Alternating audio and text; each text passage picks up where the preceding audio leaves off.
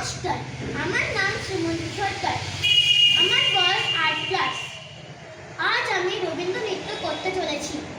আমি সর্বভারতীয় সঙ্গীত ও সংস্কৃতি পরিষদের অনলাইন সাংস্কৃতিক প্রতিযোগিতায় 2026-এ অংশগ্রহণ করতে চলেছি।